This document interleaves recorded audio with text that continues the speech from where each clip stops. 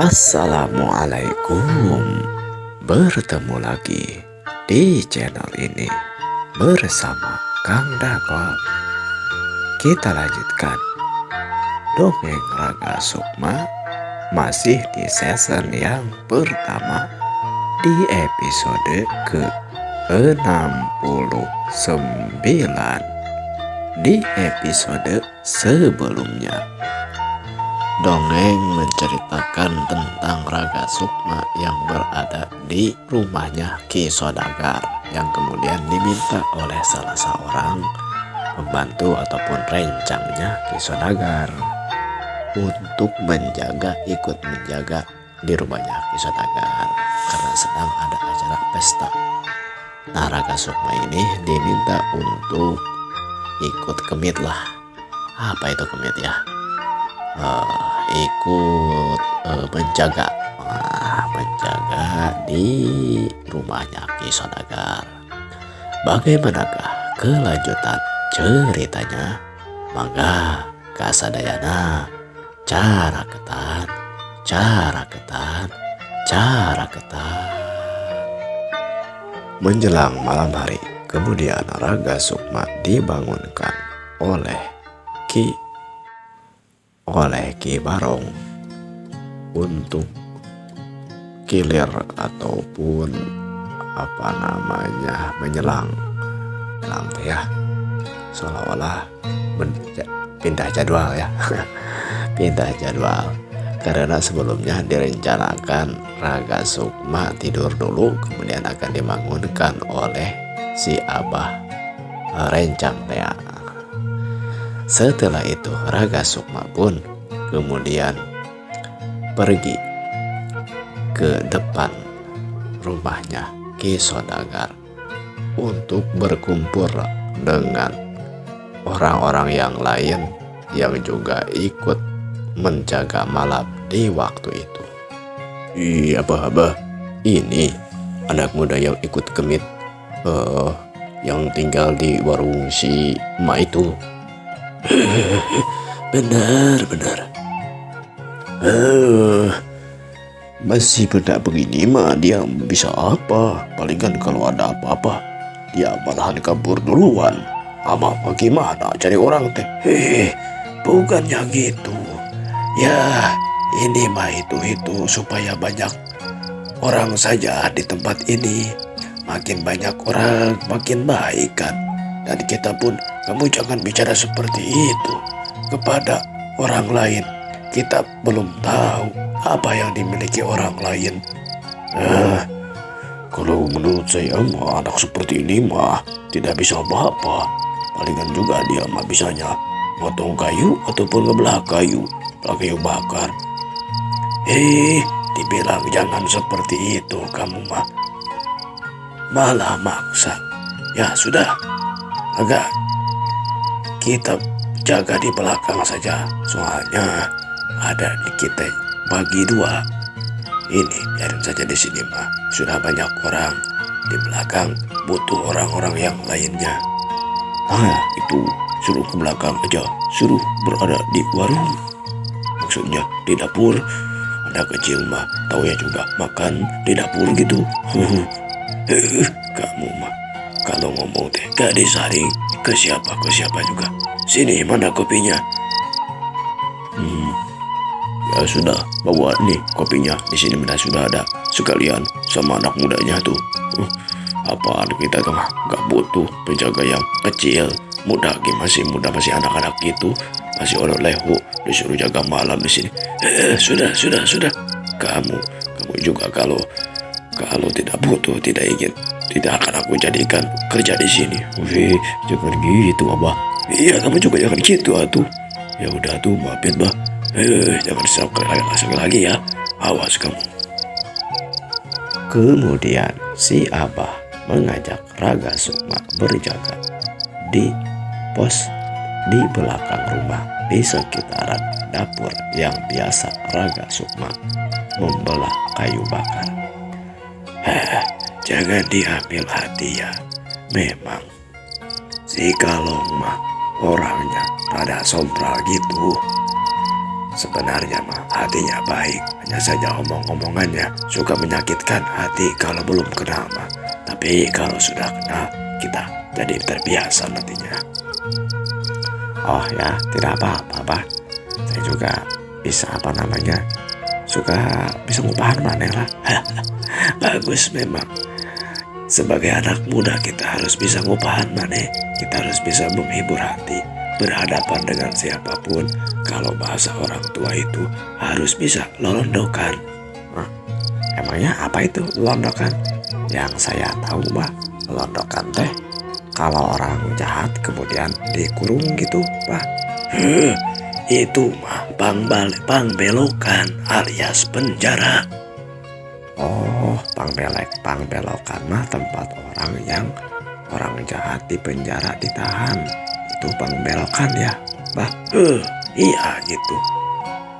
Kalau yang saya tahu mah pangbelokan teh itu yang kalau ada jalan kemudian harus belok gitu. Iya itu mah belokan. Beda antara pangbelokan dan belokan. Kalau belokan mah berarti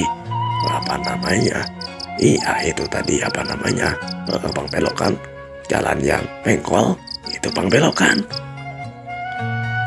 Itu adalah belokan. Kalau pangbelokan mah orang yang dikurung tadi di penjara, ditahan, dikurung. Nah itu pangbelokan. Saya jadi suka bingung ini. Emang kamu mah istilahnya mungkin masih muda belum tahu istilah-istilah. Ya saya sambil belajar ya Pak. Perlu dan harus itu belajar. Ya sudah, ayo kita menemui di sana mah ada skenario sepertinya sendiri. Dia dengan lagi ngaringkuk lah. Enak dong malam-malam seperti ini makan suku. Kamu ini saliwang atau apa Raga? Ngaringkuk bukan suku. Suku mah sejenis kacang yang memang enak kalau dimakan.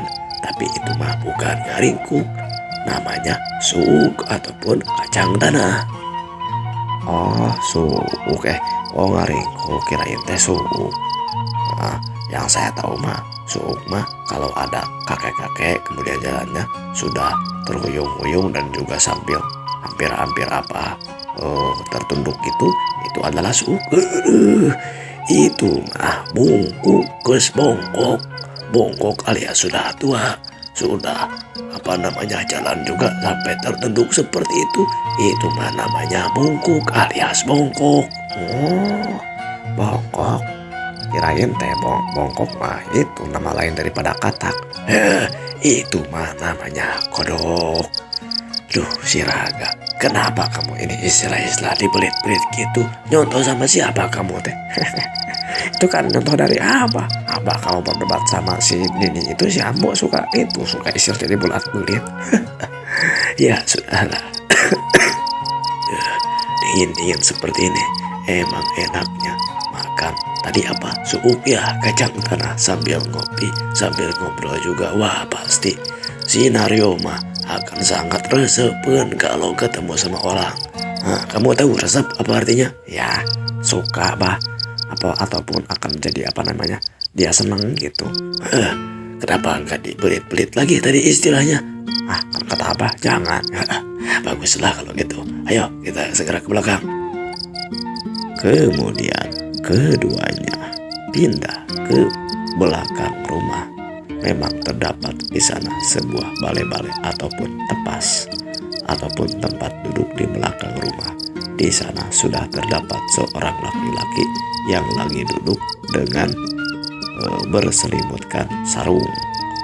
Duduk sambil berselimut sarung di harudum lah bahasa Sundanya. Sambil menghadapi sebuah ataupun durukan teh ya. Api unggun. Naryo, api unggunnya kayaknya enak kalau sambil ngabubui singkong. Waduh, apa itu kepepui? Ngabubui itu adalah memanggang ataupun melem singkong. Waduh, itu melem juga apa itu? Kalau memanggang singkong saya tahu, tapi singkong angkat dipanggang, tapi dibakar aja. Iya, ngebakar singkong. Istilahnya kalau memang di Sunda Kelapa mah disebutnya ngebakar ya. Itu dia apa? Apa? Kang Naryo ini kan logatnya kayak orang-orang Jawa gitu. Iya. Memang si Naryo ini orangnya agak dari pendatang dari Jawa, tapi sebenarnya dia lahir di Sunda, jadi tahu beberapa bahasa Sunda. Di Sunda Kelapa ini maksudnya tahu, jadi istilahnya bahasa kita. Hanya saja ya itu beberapa istilah yang agak sulit dia kurang tahu. Nah, ini siapa, Pak? Oh iya, Naryo, ini namanya Raga. Nah, Raga ini si Naryo yang Abah tadi sebutkan. Naryo, ini kamu kan di sini jaganya sendiri. Nah, kamu juga termasuk sama si Raga ini, statusnya orang suruhan, istilahnya tambahan. Tugasnya di sini menjaga di belakang rumah. Kalau ada apa-apa, ya sama-sama saja harus kasih tahu sama teman-teman yang lain. Cuman apa nanti, ya paling nemenin sampai tengah malam lah. Nah, apa dari sore tadi dan malam ini belum tidur. Kalau kamu Naryo kan dari siang sudah tidur. Kamu juga Raga tadi sore sudah tidur. Kalau apa-apa ya paling sampai tengah malam lah ikut ngejaganya. Tapi tidak akan tidur di dalam, tetap di sini sambil ya saja mungkin nanti bisa bergilir kita menjaganya. Abah tidur dulu, nanti bisa dibangunin kalau ada apa-apa. Paham Naryo? Kalau saya mah paham aja, Pak. Cuman ini tadi apa itu namanya ngebakar singkong. Emang singkongnya ada, Pak? Emang sepertinya enak sekali ini kalau kita makan singkong malam-malam gini. Oh iya, benar. Itu di dapur ada tuh. Ambil saja beberapa. Kalian bawa lagi kayu bakarnya, takutnya habis. Kalau ada mah itu pancinya juga apa namanya? Untuk apa itu nahur cai. Apa itu nahur, Pak? Merebus air gitu. Iya, memasak air maksudnya. Oh iya, memasak air, Pak. Iya, supaya nanti kalau mau nyeduh kopi tidak lagi ke depan. Kopinya ada juga di dapur, bawa sekalian. Oh gitu ya, gak apa-apa saya masuk ke dapur, Pak. Ya masuk aja, gak ada apa-apanya. Paling di situ ada orang yang masak, minta izin aja sama si Ambu. Si Ambu juga sepertinya belum tidur. Oh iya Pak. Kemudian masuklah Kang Naryo tadi ke dalam dapur, dan sepulangnya dari dapur tersebut dia membawa beberapa batang singkong dan juga batang kayu bakar. Kemudian dia kembali lagi ke dalam dapur dan membawa seperangkat alat untuk kopi. Ya, bahan-bahan untuk kopi, apa namanya, mug ataupun gelas cangkir, dan juga dengan kopi dan gulanya. Wah, bener-bener enak ya, Pak. Minum kopi dengan pelem uih. Apa? Sekali lagi, Naryo. Pelem uih. Iya, pelem uih, Pak. Ini enak sekali, cocok gitu. Minum air kopi panas-panas dengan belem uih. Aduh, bukan belem uih, tapi kalau mau belum hui alias singkong bakar. Oh, hui. Iya, hui bukan ui. Oh iya. Maklum, Pak, saya akan pakai belajar dikit-dikit kalau bahasa Sunda. Kalau bahasa Sunda Kalapa atau Melayu ya dikit-dikit juga bisa. Tapi ya jadi saya suka banyak salah-salah dengan istilah-istilahnya. Ya gak apa-apa. Memang manusia itu diciptakan oleh Tuhan berbeda-beda dalam bahasa, dalam rupa, adat dan kebiasaan.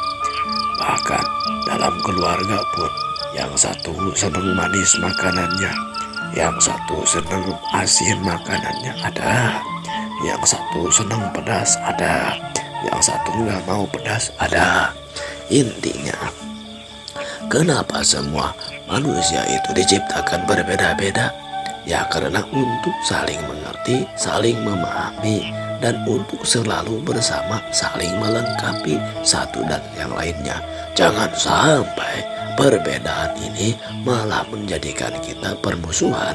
Justru perbedaan itu harus mengokohkan kita, saling membantu dan saling melengkapi satu sama lain.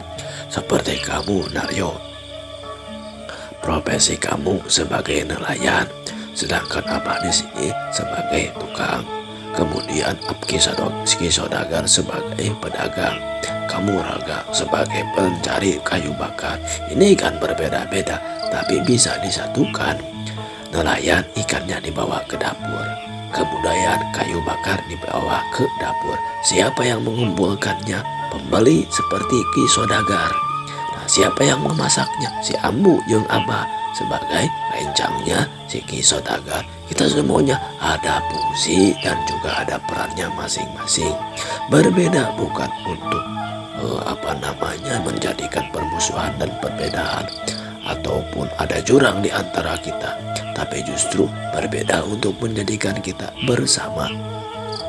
Ya Pak, ini seperti kata pepatah di Melayu kalau gak salah. Asam di gunung, apa itu namanya, garam di laut, berkumpul di periuk itu ya. Bisa seperti itu. Intinya asam di gunung, garam di laut, kemudian berkumpul dalam satu muara, yaitu coet ataupun ulekan atau untuk menyambal itu. Kirain itu teh bukan coet Pak, namanya di Sunda coet gitu Pak. Kalau di Sunda namanya coet itu yang kayak piringnya. Kalau yang untuk menumbuknya itu adalah disebutnya butu. Kalau dalam bahasa Melayu mah itu namanya tumbukan atau untuk alat bantu untuk menghaluskan sesuatu. Gitu Pak. Ngomong-ngomong Pak, maaf ini, kalau Raka ini berasal dari mana? Ini tinggalnya di mana? Kalau saya mah Kang Naryo ini asalnya dari Sulawesi. Saya berlayar sampai ke Sunda Kelapa ini. Ya niatnya untuk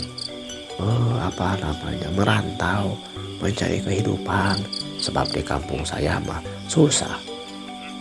Ya kalau segi makanan mah selalu ada sih, tapi saya punya cita-cita ingin jadi orang kaya ataupun jadi apalah gitu. Hidupnya jangan sampai gini-gini aja.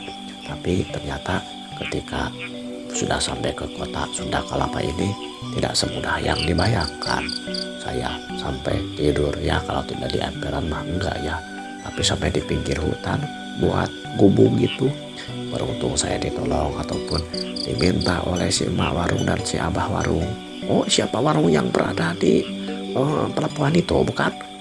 Iya, saya tinggal di sana dan diminta oleh si abah Baron ini untuk sekarang membantu di sini mungkin sementara sih.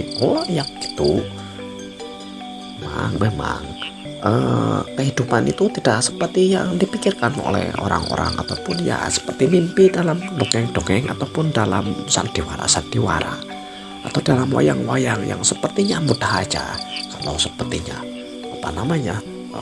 ada seseorang satria yang kemudian menuntut ilmu langsung sakti atau bisa terbang dan lain sebagainya. Tapi kan dalam kehidupan nyata nggak seperti itu. Semuanya harus dalam proses dan juga ada usaha dan perjuangan yang harus kita lakukan. Abang Naryo juga sama. Ini Mas Naryo juga bukan dari Jawa ya. Orang tua Abah Mas mah dulunya itu dari negara Madura itu. Sampai ke sini, sampai ke Sunda Kelapa, tinggal di sini, kemudian menikah dengan orang sini.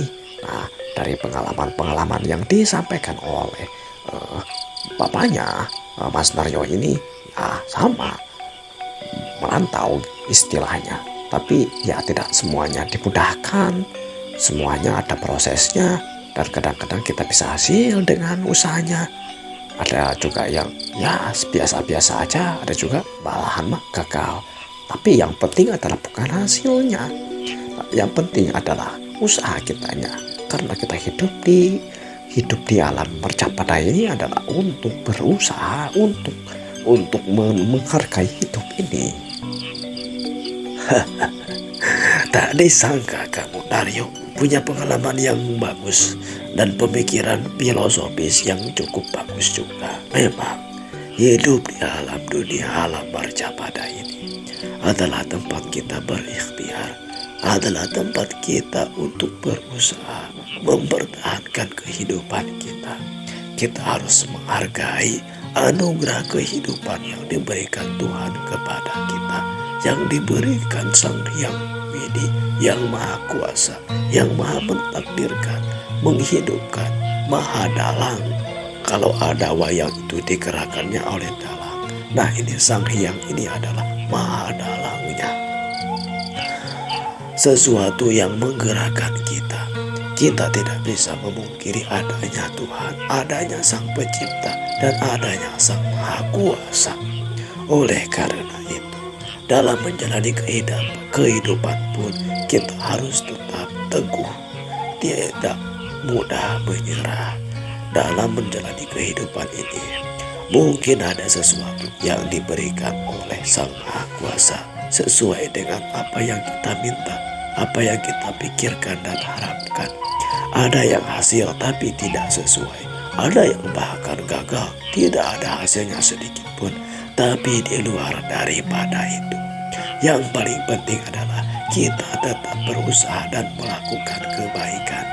Nanti setelah kehidupan alam marcapada ini, apakah kita pasti akan menuai hasilnya?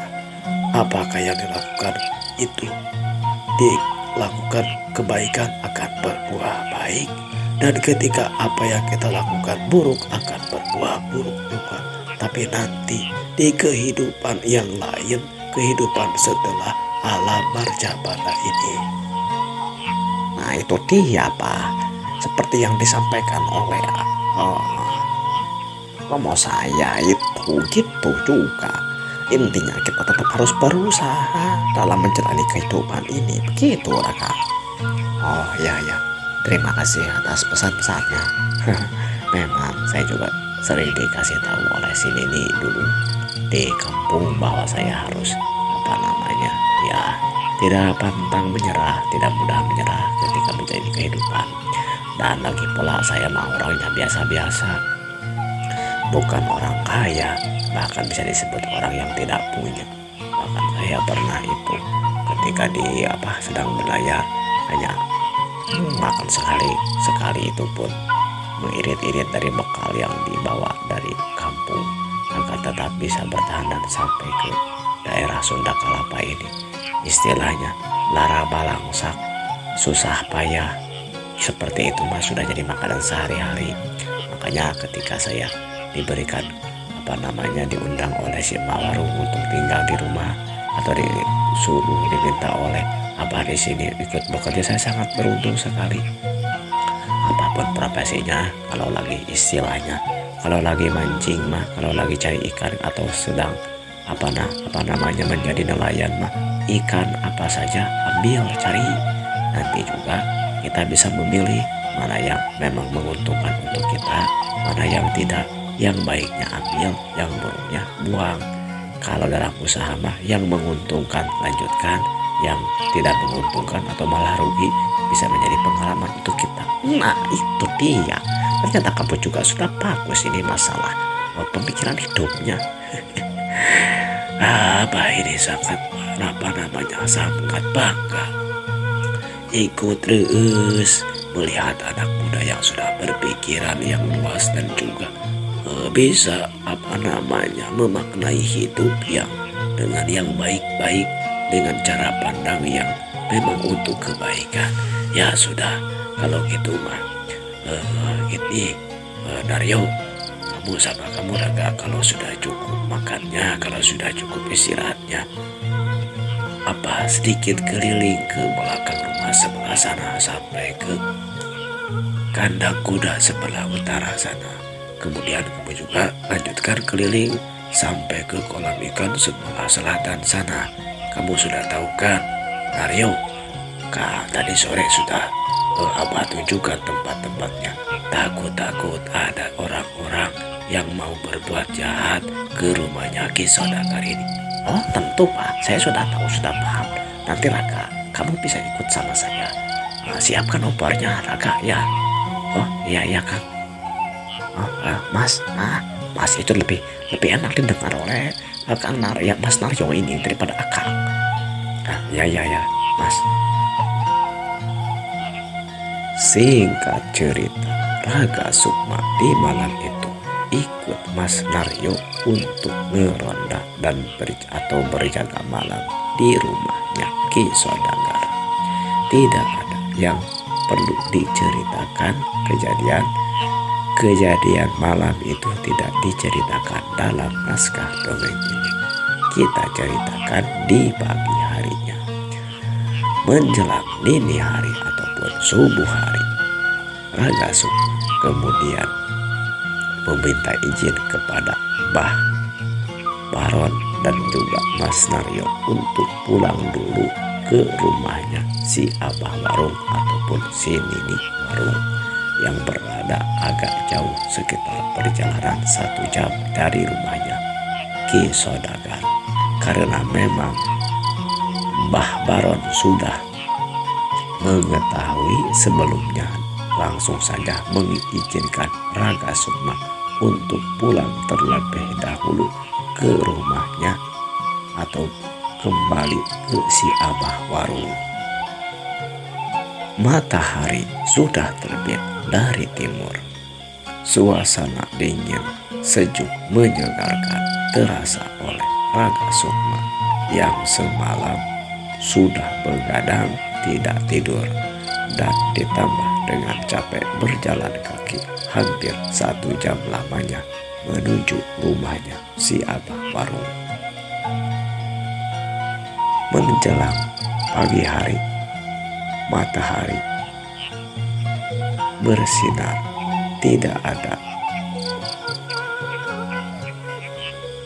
tiada penghalang ataupun awan yang menyelimuti. Hangatnya terasa begitu memberikan semangat bagi orang-orang yang merasakan nikmatnya pagi di hari itu. Setelah menemui si Abah Warung yang memang dari sejak dini hari dan subuh hari terbangun. Begitu pula dengan si Nini Warung. Ketika bertemu dengan Raga, mereka sangat bahagia sekali. Kemudian Raga menceritakan bahwa dia diminta oleh si Abah Baron dan si Nini untuk berjaga di rumahnya Ki Sodagar. Setelah mendapatkan penjelasan yang disampaikan oleh Raga Sukma, meskipun sebelumnya si Nini dan si Abah Warung mengatakan bahwa mereka sempat khawatir karena Raga Sukma tidak kembali di sore hari. Setelah mendapatkan penjelasan itu, mereka pun menjadi paham dan menjadi lebih tenang lagi. Kemudian setelah bercakap-cakap seperlunya dengan si Nini dan si Aki Warung, Raga Sukma menemui si Lutung alias kera yang dia pelihara, yang berasal dari Pulau Biru di Samudra Biru Teh. Si Lutung yang kemudian dipelihara di belakang rumah si Nini Warung. Kemudian Raga Sukma memberikan makanan dengan layak. Dia terus berkata-kata seperti kepada manusia bahwa dia semalam menjaga rumahnya Ki Sodagar. Namun si Lutung tidak mengatakan suara-suara, menirukan suara-suara manusia karena memang dilarang oleh Raga Sukma, takut menimbulkan kecurigaan.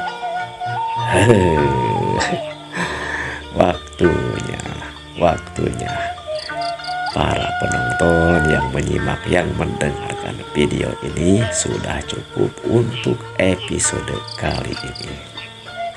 Like, komen, dan subscribe-nya selalu diantosku Kang Dagol, supaya Kang Dagol semakin semangat.